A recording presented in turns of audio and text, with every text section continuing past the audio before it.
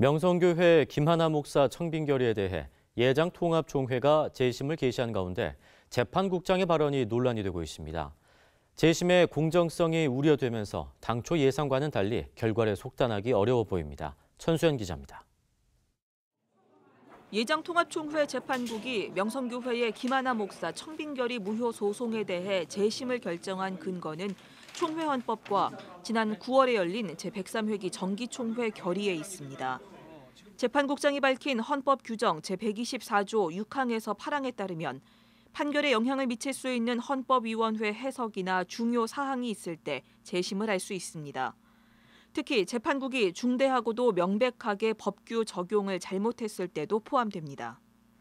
이는 지난 103회기 총회 결의와 연결됩니다.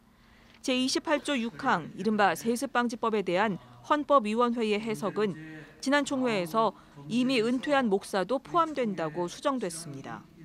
이전 해석을 근거로 이미 은퇴한 김사만 목사는 세습에 해당하지 않는다고 판결한 재판국의 법규 적용이 중대하고 명백한 착오에 해당되게 된 겁니다. 이에 따르면 재심 결과는 명성교회의 김하나 목사 청빙을 허용할 수 없다는 쪽으로 가닥이 잡힐 것으로 보입니다. 그러나 재심의 공정성이 벌써부터 우려되면서 결과를 속단하기가 어려워졌습니다. 논란은 재판국장의 발언에서 비롯됐습니다. 강흥구 재판국장은 재심에 있어 법과 총회 결의 외에 고려할 요소가 또 있다고 말했습니다. 왜냐하면 명성교회에서도 그러면 여러 가지 좀 우리 총회에 대한 그 영향력도 있기 때문에 그런 걸로 어떻게 잘해서 명성교회뿐 아니라 총회 임원회도 언급했습니다. 또 아무래도 총회 임원들이 있기 때문에 뭐 거기에 따라서 우리 재판하는 건 아니지만 여러 가지 사항들이 있기 때문에 심사숙고하겠다 이런 얘기죠.